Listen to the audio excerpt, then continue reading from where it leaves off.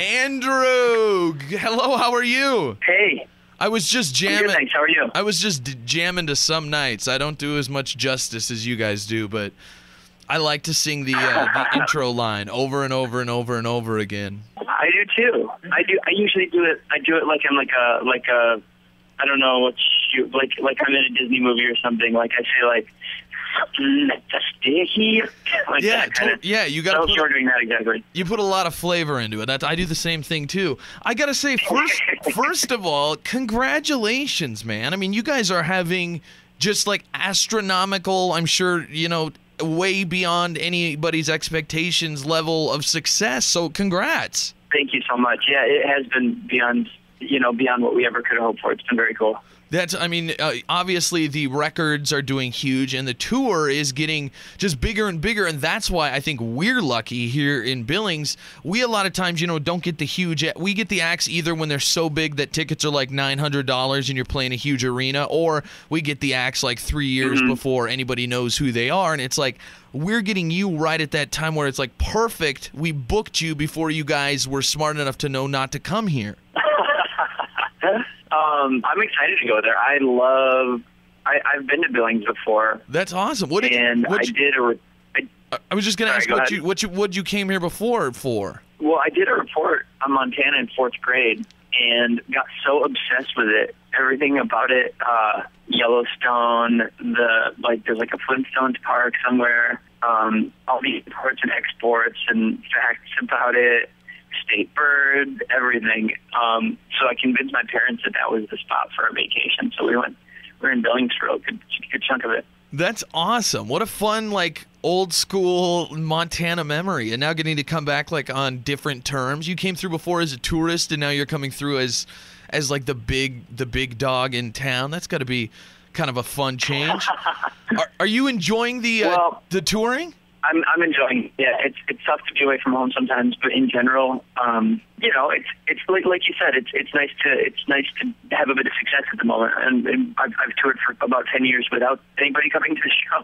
So now that people are coming, touring is kind of new all over again, and a lot of fun all over again. That's cool. What was your experience? You said you've been on the road for about 10 years. What were you doing before fun? Give us a little history of your musical experience. Well, I was in another band called On Follow, and we were about like a 7 or 8 piece indie band with some kind of orchestral arrangements and jazzy time signatures and stuff like that. We were a little out there, sort of, and it was a blast. It was a great time. So we did that pretty heavy for 5 years or so, and that was how I met Nate. My band opened up for the Format, his old band, and same for Jack. Jack was out there with us too, and at one point we were all on the same tour. So we all hit it off. Once Nate's band also kind of disintegrated, we all met up in New York, and I guess that's that. Yeah, and the rest is history, man. That is so awesome. What a cool thing to hear. Is it weird going from being in bands that, playing small venues and not a lot of people are coming out to having to deal with media appearances and, makeup and hair and flying here and flying there? I mean, and is it overwhelming to all of a sudden go from such, one small world to the epitome of the opposite end of the spectrum? It's very strange. We're getting used to it a little bit now, but at first it was definitely what do we need makeup for?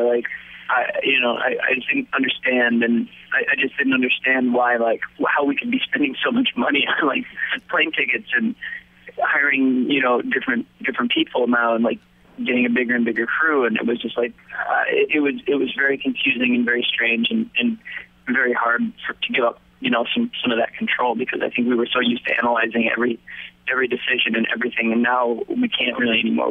That's why we have a manager, and that's why we have a record label, because they know more about those types of decisions than we do, and they can help us with it all. And it's hard to realize that your team needs to be bigger than just the 3 of you. Yeah, exactly. At first you're freaking out, why are there less than 2 people in this bed? We're wasting money. Right, yeah, exactly.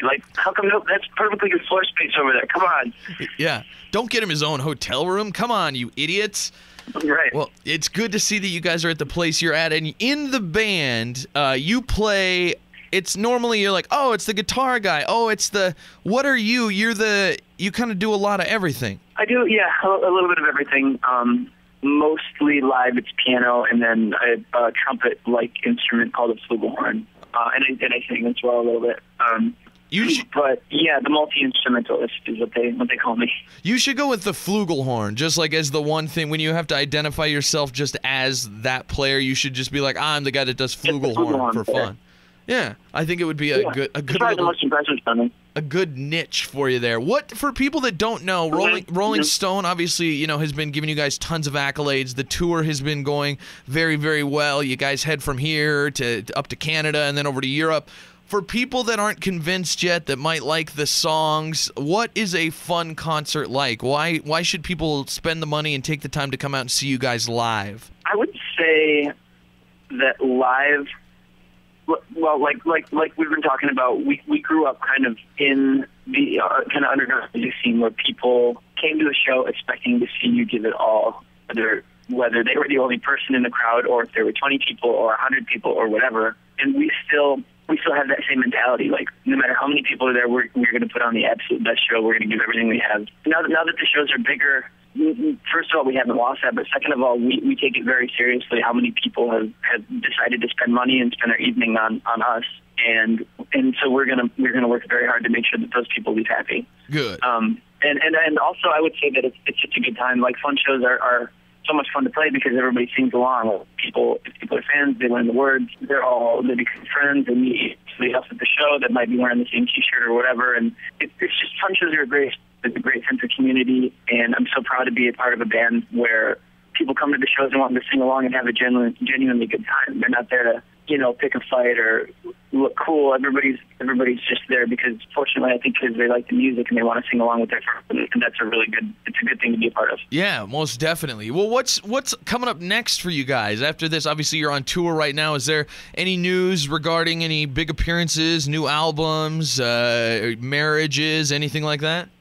Nothing impending. I mean, we've got some plans, but they're mostly touring plans. We haven't, you know, started to record a new album or anything yet, or even to seriously write yet. But we're just enjoying this tour and trying to make the most of it.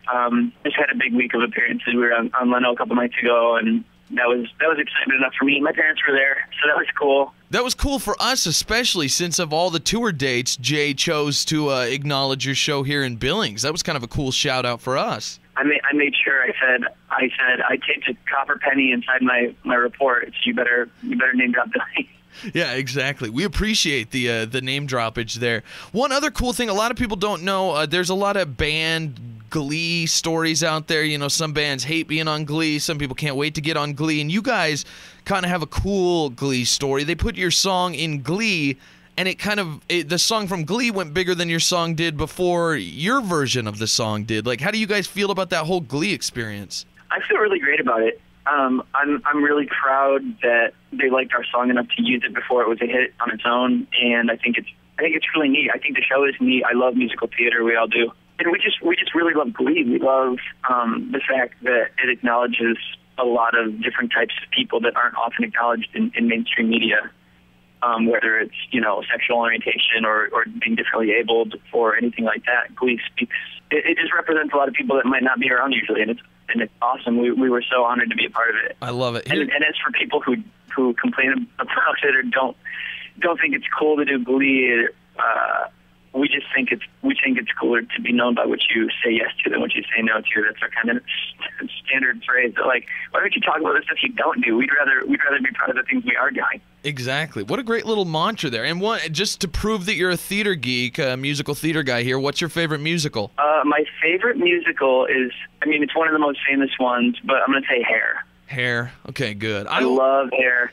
I get stuck because I always say Rent. And it's so cliche, like Hair and Rent. It's like we sound like we're not true fans, but it's like, yes, sometimes some of the classics and the big ones are just the best. Well, yeah, I wholeheartedly agree. Like, Phantom of the Opera is another one of my favorites, and there's a reason people have been going to see it for the last, 15 years, because it's really, really good. Exactly. And I even wrote a musical that Nate sang on, so that was one of the precursors to fun too. Is us getting to get on that a little bit. I love musicals. That's awesome. So do I. So we're hitting on all cylinders here. I love it. Well, fun playing Very cool. Tuesday night at the Shrine. It's going to be a heck of a show.